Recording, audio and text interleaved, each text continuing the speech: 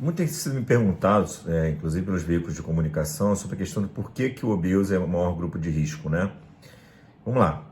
Quando você é portador de obesidade, como é que você descobre que você é portador de obesidade, né? Você pega seu peso, divide pela altura ao quadrado. Você vai dar um índice. Esse índice normal é entre 19 e 25. Entre 25 e 30 você está... Pode ser que você esteja com sobrepeso, mas você ainda não é considerado, assim, vamos dizer, obeso, né? Acima de 30 você tem obesidade grau 1. Acima de 35 você já é praticamente tem obesidade grau 2, já pode ser até, em muitos casos, ser operado. E acima do grau, chamado grau 3, acima de 40, você é portador de obesidade mórbida, né? E por que tem esse nome, obesidade mórbida? Porque ao ter esse peso, você tem estatisticamente muito mais chance de desenvolver morbidades, diabetes, hipertensão e outras doenças, do que quando você não tem um peso, tem um peso normal. Mas por que o obeso é grupo de risco?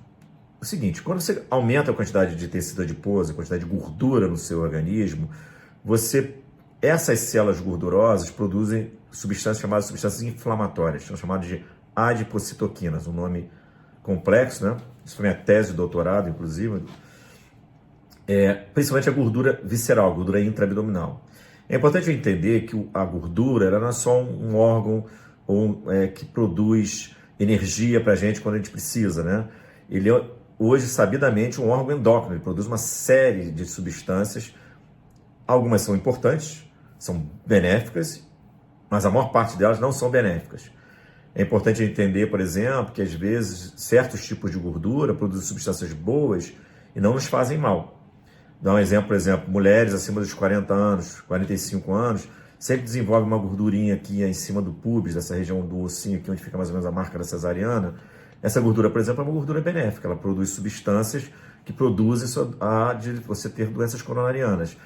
E aí alguém vai lá e tira essa gordura, você perde gordura que produz substâncias que produzem substâncias que protegem seu coração. Mas vamos falar do obeso e coronavírus. Quando você tem uma obesidade maior, você tem grande quantidade de tecido adiposo, esse tecido adiposo produz substâncias chamadas inflamatórias. Essas substâncias agridem quase todos os seus órgãos. Vamos dar um exemplo. O aumento da quantidade de gordura dentro do seu abdômen produz umas substâncias que vão na sua célula, por exemplo, e impedem que a insulina deixe a glicose entrar. Você tem o seu sangue e você tem uma célula aqui. Quando a glicose encosta aqui, ela quer que a insulina encoste do outro lado e abra a portinha para a glicose entrar. A transmissão desse sinal, quer dizer, da necessidade da abertura dessa portinha para a glicose entrar, ela é interrompida dentro da célula por essa substância produzida pelo tecido gorduroso. Com o tempo, você fica diabético. Da mesma forma, o aumento dessa gordura diminui a produção de uma substância chamada adiponectina, que é super importante, que é uma substância que protege da sua coronária, que são esses vasos que estão no seu coração, entupirem, de agregar, de juntarem substâncias na sua coronária que deixam ela entupida, como se fosse uma substância que deixasse ela o tempo todo limpa. Então, quando você diminui a produção dela, você facilita ter doença coronariana. Por outro lado, o aumento da gordura também prejudica a função do seu fígado. As células gordurosas no seu fígado produzem uma hepatite. Essa hepatite, com o tempo, pode fazer com que o seu fígado não funcione adequadamente, levando até uma cirrose hepática. Por um outro lado, o obeso também tem uma sobrecarga na sua função renal e na sua função cardiovascular e pulmonar.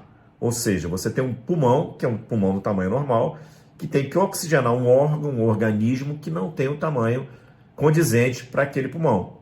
Você tem um coração que tem que bombear sangue num organismo que não é condizente àquele tamanho. Então, ao adquirir a doença coronavírus, você tem um sistema imunológico prejudicado, porque você tem uma função hepática que é muito importante na produção de substâncias que vão atacar essa infecção, substâncias do seu sistema imunológico prejudicado.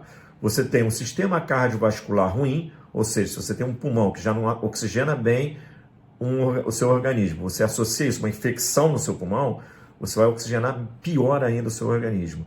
E você tem um coração que está no limite da sua funcionalidade, bem como um rim. Então, ao adquirir o coronavírus, você tem maior chance, porque você tem menos reserva.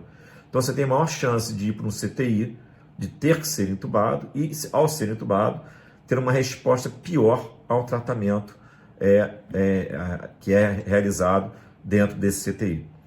Então, portadores de obesidade, portadores principalmente de obesidade mórbida, têm que ter muito cuidado nessa fase do coronavírus, em se isolar, usar máscara, álcool gel, lavar as mãos e evitar contato com outras pessoas para até isso tudo passar. É importante finalizar essa transmissão dizendo o seguinte: o portador de obesidade mórbida que operou e está magro, ele não é grupo de risco, porque ele já não produz mais esses agentes inflamatórios e já tem um corpo com pulmão, coração e outros órgãos condizentes ao seu tamanho. Se cuidem.